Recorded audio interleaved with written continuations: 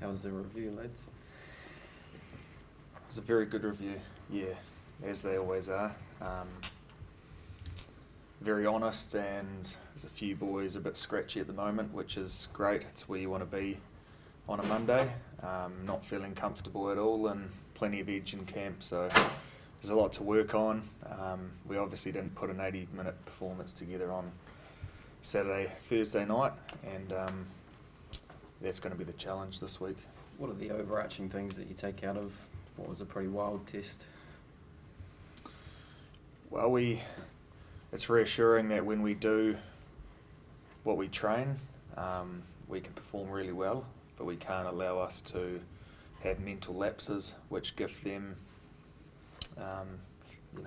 easy tries and the ability to make it a contest right down the stretch come 80 minutes when it was all tied up. So we shot ourselves in the foot. We gave up a comprehensive lead, and a lot of it was individual errors or mental lapses. Do you drill down into that in terms of, I don't know, why it happens when you build a lead and lead a team back like that? Yeah, that was I guess what we focused on in the review, and to be honest, a lot of it was individual errors rather than team system errors. So there were some shots fired in there, and a good opportunity for us to look in the mirror at ourselves and our prep. Getting a little bit complacent when you've got a lead like we had. We've got to give them credit. They always come back, they always back themselves, and no matter the deficit, we knew that they'd fight. But are you more conscious and aware, I suppose, given the way that game ended and the delay of game call? Are you, like, as a kicker and someone who kicks the touch, is it something you're now more maybe aware of and more conscious of? Oh, you're always aware of the referee. They're the ones in charge. So yes, you play the game a little bit. You wait for that warning if you're trying to run down the clock, and then you kick the ball out or play on, whatever it is. So of course, with the one with the ball, and if the ref asks us to get on with it, we do. Aaron, what was your big takeaway from the weekend in terms of just, I guess, this inconsistency again that's you're trying to leave behind you? Yeah, I think the result was fantastic for our team to be able to get a win, keep the Bledisloe. But the lessons we learned from that sort of 56-minute mark on, we need to take those and really knuckle down, because we knew it was going to be a very hard test. Dry ball under an amazing stadium, and for us to start really well, which is something we've been trying to always do, to shoot out to a 10-point lead was really great, but then to let them back in through the pressure we put ourselves under, skill execution and discipline, and then just that, getting a little bit complacent and just some individuals making simple moments, and the Aussies will always keep throwing punches, and they were able to capitalise on our skill execution, and that, especially from 50 minutes on to about the 78th, it was pretty tough. We were only able to win one penalty in that sort of big stretch there, and Aussie really took the momentum of that game. So good thing is, though, a lot of that is under our control. If we made some tackles, if we nailed some moments, would be a different result today. But again, like I said at the start, it's just great that we got a win. In some ways, does that set you up for this week, though? You're a bit scratchy, it's almost like coming off a loss in a way, the way you've kind of reviewed it, and that. Does it set the week up well? Oh, for sure. That review was pretty honest for some people, and made you look at your own, and a lot of it was around your mindset when we did score that third try.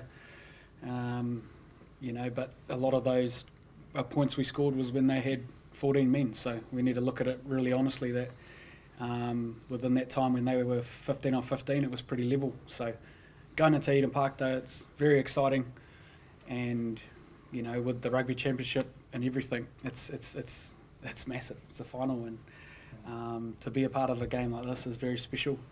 Take the learnings from today, go out tomorrow and train them, let a bit of anger out of what got called out in the review. They're all things we can control: our mindset, our focus on the moment in front of us, and not letting the scoreboard dictate how we change or how we play. Aaron, what sort of response do you expect from the Wallabies, I suppose, especially given the way and the manner in which that game ended? I think the Wallabies will always front up physically. They play a really exciting brand of footy, and they always love coming to Eden Park, and I don't expect anything different. They're going to pick a team that's going to try to beat us up. They're going to try to pick a team that's going to want to play with the ball. And yeah, I think it's more the focus on what we're going to do this week, what we want to clean up as a team, but the opportunity to, our last game at home, everything boils down to this weekend, and we've given ourselves a shot. And yeah, I'm pretty excited now the review's done. Get the plans for this week and hoe in. Beauden, just like you talked about the lead that you guys gave up, obviously, but just from like an attack perspective, a lot of positives to take out of the way you guys attacked and the manner in which you guys were able to play with ball in hand? Yeah, of course. It was always going to be potentially a great attacking game under the roof, and playing against Australia, the ball is in play and it flows a lot better, just given, I guess, the attitudes that we like to play the game. So this week might be a little bit different. Obviously, Eden Park, it might be wet. But in terms of our DNA and our breakdown and the things that make or give us opportunities to attack space won't change no matter where we play. So that's always the focus for us. And like Aaron said, we'll come up with a plan, make some adjustments on what we did on Thursday night, and get excited about training those this week. Beauden, slotting in alongside Geordie at 12 there, how do you reckon he went? Well, he was at 12, I was at 15, but it was good to see him move in, and yeah, here's the third 12 on the pitch. I thought he went really well. It's a position that isn't too foreign. He played a lot at school and for Lincoln and Canterbury and under-20s, so yeah, he's very capable there. I don't know what it will mean for this week, but he has some desire to play there. Did you guys meet Aquaman yesterday? I didn't know. No, I didn't. Oh. No, I got here a bit late. I saw him though. He's a very cool guy, and the boy said he was lovely. So I was a bit gutted. I was in a bit of a rush, but he was very high energy and that kind of. He was already famous, so I was a bit scared. Bodie, you guys seem to be at your best when you play at pace and up tempo, and occasionally you might look a little bit frustrated when teams delay or slow things down. Are you sort of hoping that this is the way forward now in terms of officiating? Fewer delays in tests? I think as a fan, you don't want stoppages. You want to see a free-flowing game, and certainly to play it, I think fitter players should be rewarded by less stoppages and keeping the ball in play, and basically a better product of rugby. So yeah, that suits me and suits New Zealand rugby for sure. So hopefully we're trending in the right direction. Aaron, do you feel the same way?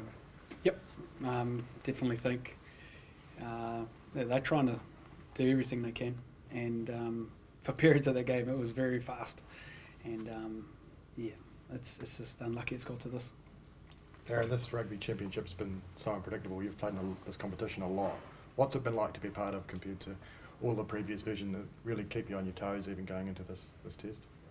Yeah, I think with the way the year started for us, we're literally being one game focused, and we're chasing that consistency, and we finally got a back-to-back performance as a team. But this weekend, the occasion, everything on the line, we've got an opportunity, and that's the best thing about what's happened in the last month, is we've given ourselves a chance to try win the rugby championship. But we know we can't be outcome focused. Everything's around our prep this week, and we've had some of our best prep weeks in the last 6 weeks, and it needs to be right on the money. And it started this morning in the gym, do our meetings and plans this arvo, and then we go test it tomorrow. So it's going to be a thriller, and if we saw what the Box and Argy game, watching that yesterday morning, was pretty special. An 80-minute performance, two teams not wanting to give up, and this rugby championship produces some quality performances, and this weekend's going to be the same. Beauden, if you're when things pan out, if you're required to slot in at 15 from the start, do you feel that that's pretty seamless given all the rugby you've played there in the last few years? Yeah, I think so, and I take a lot of confidence in trusting the test week's preparation, so training on we've got 4 days to get out there with the boys and prepare for a test match. So who knows what will happen, but yeah, of course. Yeah, with you and Richie, it's pretty instinctive, isn't it? Jumping in there at first receiver, he was saying, there was a moment he couldn't get to the play and he was worried about getting there, then you were there instantly, sort of thing. Do you feel it's pretty instinctive now with you two guys? Yeah, it is. I think sometimes I do crowd him a little bit too much naturally, so it's just still giving him that first receiver priority and getting better at playing off him as a second receiver. But yeah, I really enjoy it. Guys, Bodie, how's Quinn? And obviously he's going to be disappointed with what happened. Do you guys have a view on that incident in terms of the coming in from the side, potentially targeting the knee? Yeah, we do. We do. I thought it was. I feel for Quinn. He basically didn't see it coming. He was a sitting duck, and it was a bit of a free shot. So I feel for him because he's going to be out of the game for a long period of time, and I'm not too sure what's happening in their camp with Darcy Swain. So yeah, of course I feel for him. We don't like to see these sorts of injuries, and don't know about you, Nuggy.